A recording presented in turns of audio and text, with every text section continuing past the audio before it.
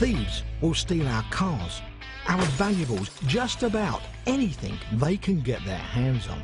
To cut down on crime and antisocial behaviour, the police and other agencies are using new tactics and technology, so the bad guys get caught in the act. The CCTV is gold dust. Great evidence for the police. Got to have him stopped. Local councils, shops and businesses are laying some traps of their own. The eureka moment when you get that evidence. And the general public too can help unsuspecting crooks get their comeuppance. People won't stand by.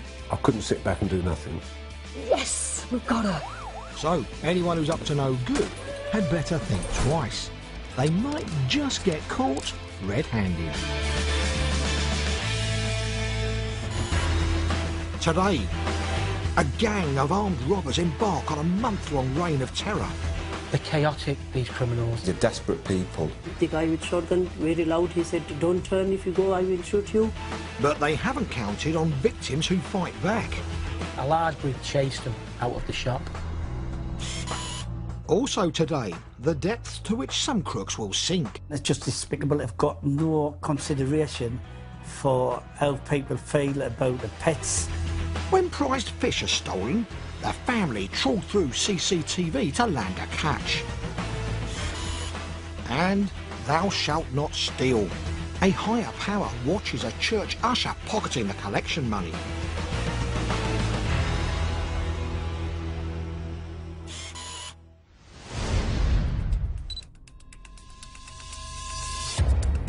Greater Manchester, and the police are on the hunt for an armed and dangerous gang. They're running around the streets with a shotgun.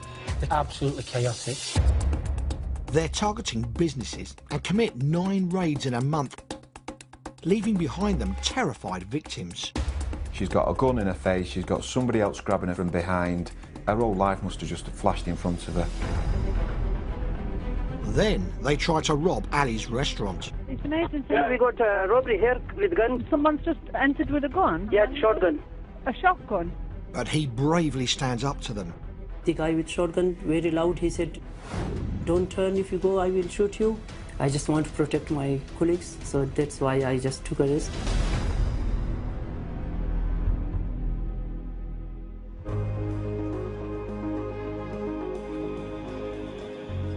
With a population of nearly 3 million, Greater Manchester is one of the largest metropolitan regions in the UK, so it has its fair share of serious crime.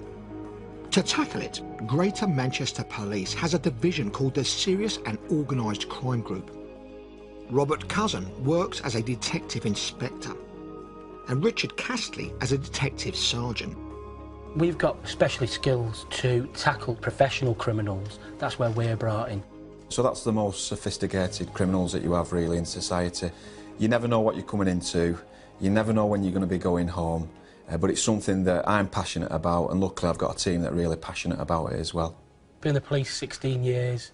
I've always wanted to be a police officer since I was a small kid. And the team are about to be tested by a highly active and violent gang of armed robbers. A May evening in Chawton, Manchester.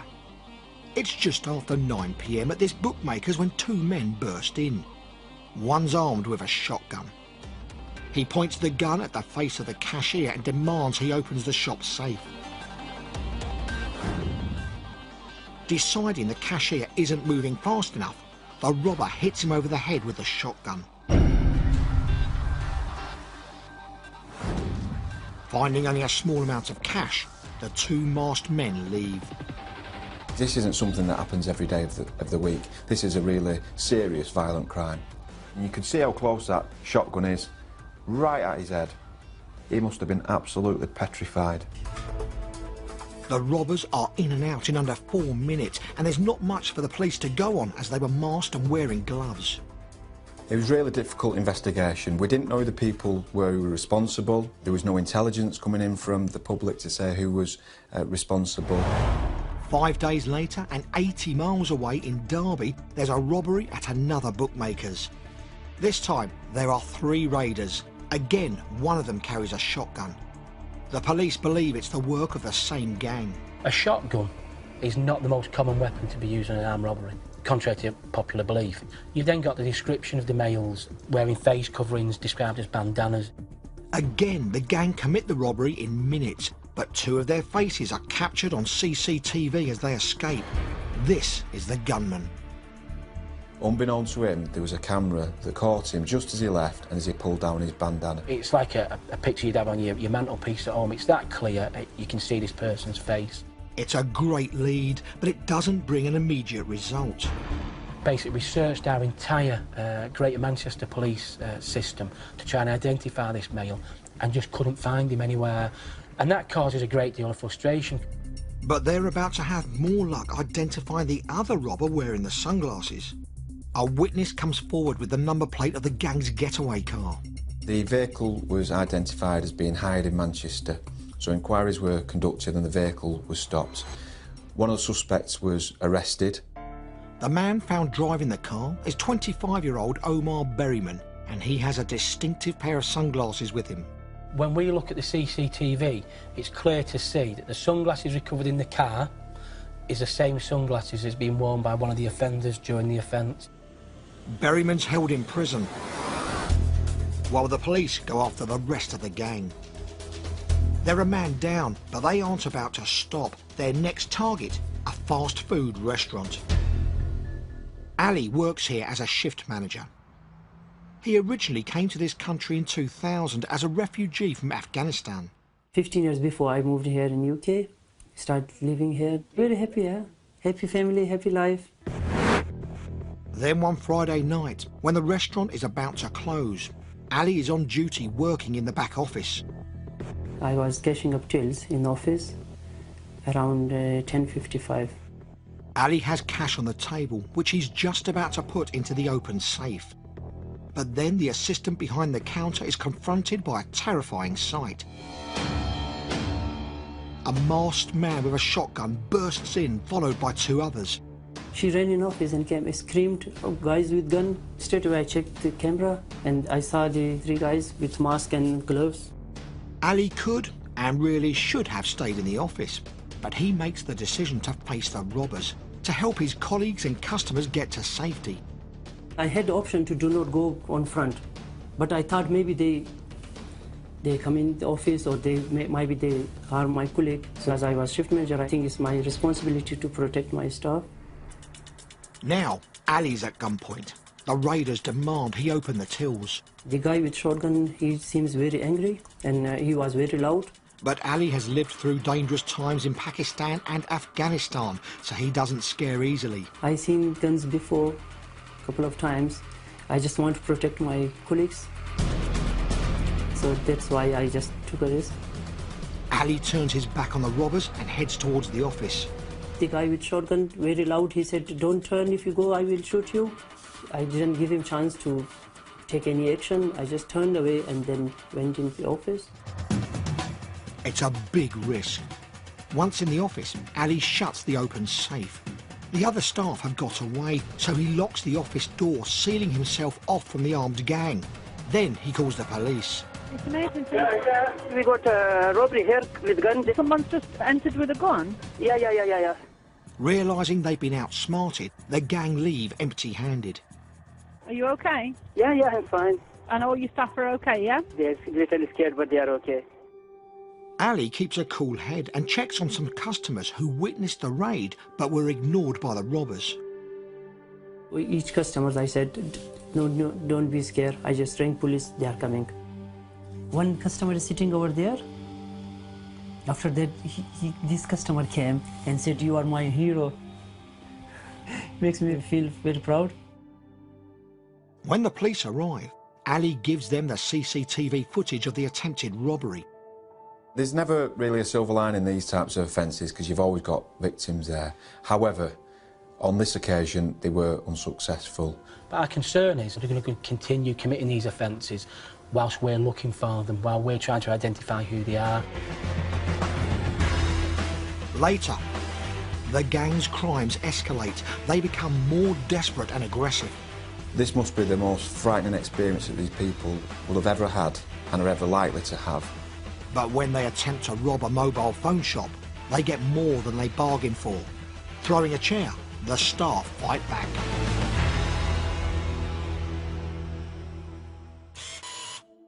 The likelihood of anyone being caught up in an armed robbery like this is thankfully extremely slim. But if we are unfortunate enough to come face to face with violent criminals, there are steps we can take to help avoid getting hurt. Fighting back is an absolute last resort when you're faced with an offender with a weapon. It can actually make the situation worse. This is not the movies. It hurts. So your life's far too precious. Don't get involved. Never be ashamed to run away from the crime or to hide. There is nothing more important than your life. The description of a weapon can prove absolutely vital to a criminal investigation. Whether or not it's a long-barreled weapon, short-barreled weapon, the type of knife, that will help us. In this situation, the offenders were masked, but it's surprising how much evidence you can still gather. What accent do the offenders have? How many are there? Do they call each other by a name or a nickname? And all of this is absolutely essential.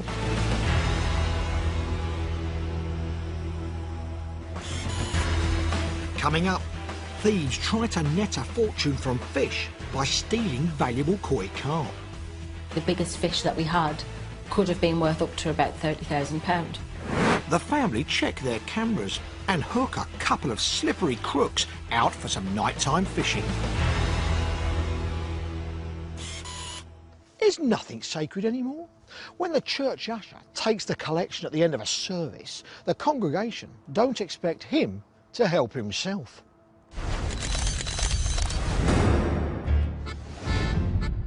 Now, only in America, these pictures taken by a hidden camera show a man who's at a church service. But he's not worshipping with the congregation. He's skulking in the corner of a back room. And the money he's rather inelegantly stuffing into his trousers is from the church's collection baskets. To make things worse, he's one of the church ushers, and he's doing this while the service is still going on. Still, his sins are being watched from on high. Well, certainly by this secret camera. Suspecting someone is stealing from the collection fund, church officials have informed the police, who've set up a sting operation to catch the culprit. As well as the camera, there are plainclothes officers sitting amongst the congregation. Oblivious, the man continues to collect the church's collection into his own pockets, every last coin and check. He then returns to join in the service. Found with nearly $350 on him, the uncharitable usher at first claims it's all his own money. May he be forgiven? Well, no. The police and the church don't turn the other cheek. He is ushered away and charged with theft.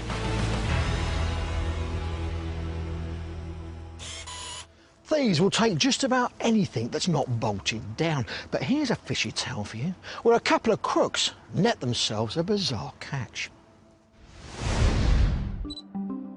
Sunderland. It's the early hours of the morning and these men are about to commit an unusual sort of crime. They're going fishing, but for somebody else's fish. It's just despicable. They've got no consideration for how people feel about the pets. Andy's beloved koi carp have been stolen. The pond was completely empty, it was desolate. The family can't understand why anybody would steal their pet fish until they find out exactly how much these carp are worth. Anywhere from 1,000 to 30,000. Now Andy and his family desperately hope the police can hook these crooks.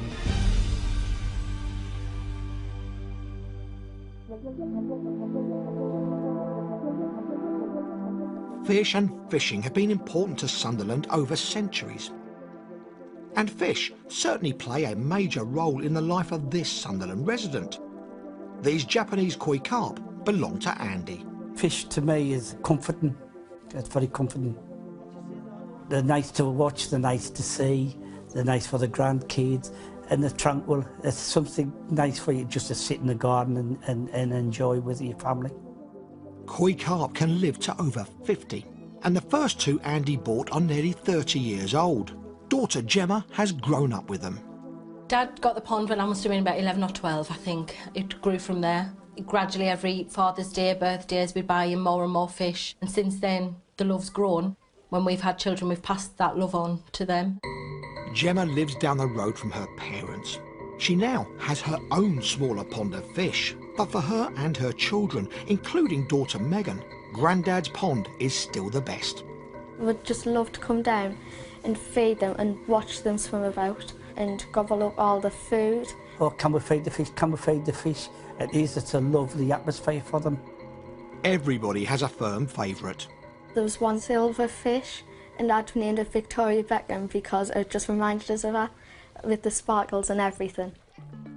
The family have never had any problem with crime, but Gemma's husband has installed security cameras on the outside of their house. They're going to prove useful in a way they could never have expected. Andy and his wife have gone away on holiday. As usual, while they are away, daughter Gemma looks after her mum and dad's fish. But early on a Wednesday morning, she immediately knows there's something wrong. Usually when you go out to the pond, the first thing you see is the fish jumping. They sense you coming and they realise that they're going to get food straight away. And there was nothing. All of the big fish had gone. Just panic, really. With a ladder leaning against the garage wall opposite the pond, there's no doubt somebody's deliberately fished out their fish. So I quickly rang the police. Gemma then checks her own pond to find that she too is missing some of her fish. My husband actually suggested we check the cameras to see if they'd picked anything up. This is what the cameras reveal. Nearly 1:30 a.m. 3 men holding buckets and a net walk around the side of Gemma's house. Moments later, in the dim light, the camera in Gemma's back garden shows one of the buckets being placed on the ground. 3 shadowy figures move towards her pond. They stay for a few minutes before heading towards Gemma's dad's garden. They collect their bucket, and what we think they've then done is climbed over next door's garden and then down into my parents' garden. Out of view of Gemma's cameras, they then clear Andy's pond. They use his ladder to climb out over the garage.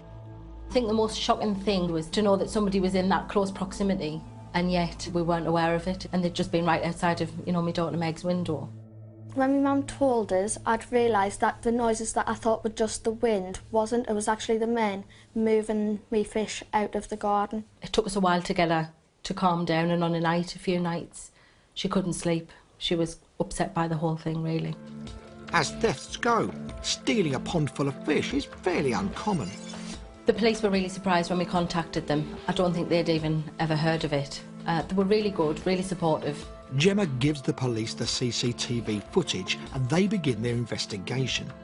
Then, with a heavy heart, Gemma makes a call abroad. So then I had to ring my dad. An awful phone call to have to make because I know how much Mum and Dad loved the fish. Very upsetting, very annoyed, couldn't do nothing, sitting in Tenerife. Obviously, it spoils your holiday. And it's just despicable. They've got no consideration for how people feel about the pets. When the police ask what the fish are worth, Andy has no idea. I couldn't put a price on them because you can't value a pet because it's not something you would sell. But when Andy does look up how much his koi carp could be worth, he's stunned. Anywhere from 1,000 to 30,000. Quite astonished, really, that they were valued that much. But the footage from Gemma's cameras means the net is about to tighten on these fish thieves. After the images are circulated around Sunderland, a local police officer recognises 2 of them, and the pair proved to be an easy catch. Police officer, he told us that when he'd gone into their house, he'd actually found some of the koi carp in the bathtub. There was some still in the plastic trug buckets in the bathroom as well, and they were trying to hide them. The haul of exotic fish at the thieves' house comes from a number of ponds. Amongst them, they find some of Andy and Gemma's carp. They shouldn't have done it because we'd looked after them for years and they just took them and thought nothing of it. In court, a 21-year-old and a 25-year-old man admit 3 counts of theft and criminal damage. They are both placed under curfew, electronically tagged for 3 months and ordered to pay compensation and costs. Oh, we'll feed the fish. Some of Andy's fish, including the eldest, were returned. He's now installed CCTV cameras and other security devices in his garden to help keep a better eye on his freshly restocked pond. And obviously it's back to where it was, which is quite satisfying. I was just pleased that my mum and dad managed to get some back so they can enjoy some some happiness again. We'll have the fish as long as I'm here. There'll always be fish in my family. Yeah.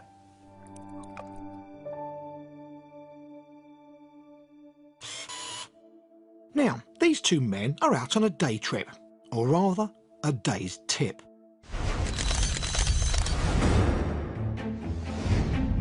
Salford Council in Greater Manchester are cracking down on illegal rubbish dumping, and one of their CCTV operators zooms in on this pair, who have been throwing bin bags and boxes out of their car.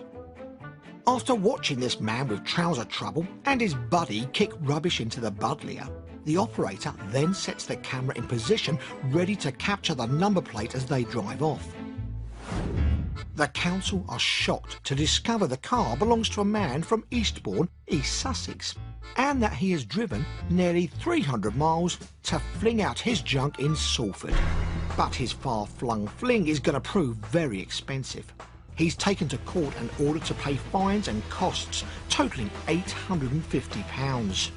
Throw in the petrol costs on top of that, and he really should have stayed at home.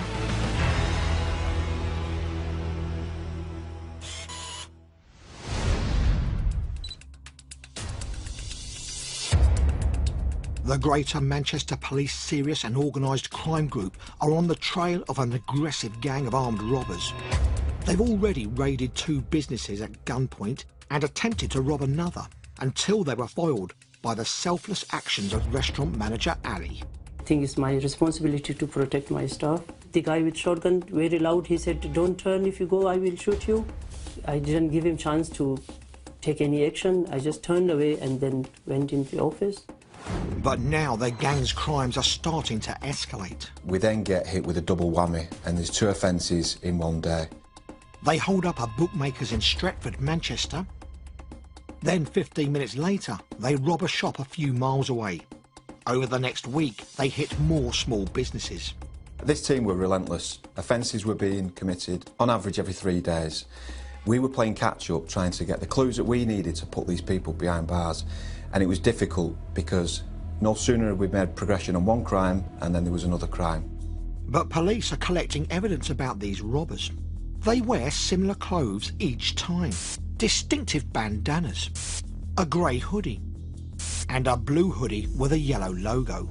Despite carrying out so many armed robberies, the gang aren't getting away with large sums of money. They're committing offences at convenience stores, which is really low value they're going to get from them. 3 offenders committing an offence, getting 300 or 400 quid. It indicates there that is a degree of desperation in relation to these people. And alarmingly, the gang are getting more aggressive too. When they realise they're not getting as much as perhaps they want, they then target the female who's working in there and rip her chain off her. Got a gun in her face, she's got somebody else grabbing her from behind. Her whole life must have just flashed in front of her. But the gang get a taste of their own medicine when they try to rob this mobile phone shop. It's Monday lunchtime. As before, 3 raiders burst in, but this time they're in for a shock. A staff member throws a chair at the gunman. And there's another surprise for the robbers. This shop has its own gang of brave assistants. A large group of males in the back of the shop see what's going on, and then they start to chase them out of the shop. Now it's the robbers' turn to be alarmed.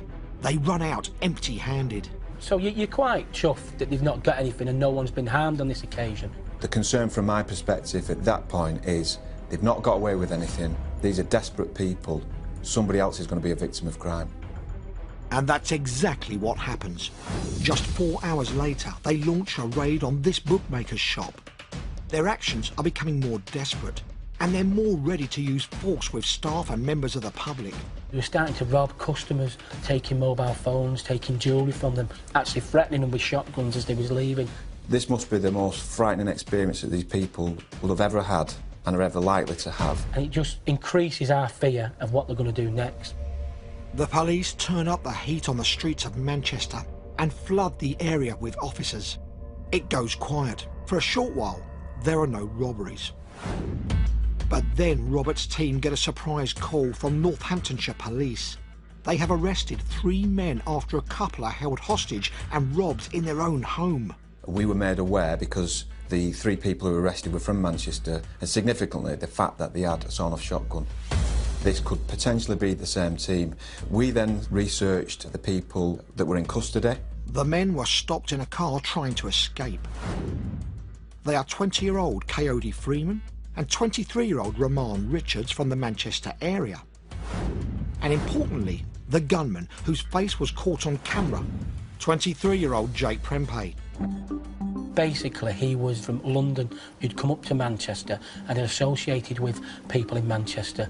Could Prempeh and the other men be the gang responsible for the entire recent series of robberies? And that was really the start of where some really important pieces of jigsaw just started to fit in. They find a treasure trove of evidence inside the car. Grey and blue hoodies that match those worn in the robberies, as well as a bandana and bright orange gloves. And then there's the shotgun. We've compared that to the CCTV footage of the firearm used in the offences. You can see the shape is all the same. They also seize mobile phones. Robert and Richard can retrieve data from them, and they discover further evidence against the men. And they were really important. When we started to look where the phones had travelled to and the times of the offences, we were able to quickly ascertain that these people had been at the scenes of crime. And then, some more proof. DNA from all 3 men is found on the clothes taken from the car. It proves each of them committed some or all of the raids. You get the confirmation that it is our suspects, we can match the clothing to the CCTV, then that's a bingo type moment. In total, the gang have committed 9 armed or attempted armed robberies. Despite their aggression, they have stolen just 6 grand. The behaviour of that gang was absolutely disgusting. Clearly they had no regard at all for any other person other than themselves. In court, the robbers plead guilty. Jake Prempeh is jailed for 15 years, 7 months. Omar Berryman and Coyote Freeman, who took part in some of the robberies, are given 6 years and 4 months and 6 years and 8 months respectively. And Roman Richards is sentenced to 8 years and 4 months in prison. We were really pleased with the convictions, a real feeling of success, and the fact that we put some dangerous criminals behind bars. And hopefully for the victims, they can get on with their lives and they can move on. And restaurant manager Ali, who outwitted the robbers the day they tried to rob him, is glad no other victims will suffer at the hands of this gang. It's good they've been arrested, then at least they're gonna stop doing this. I was very happy.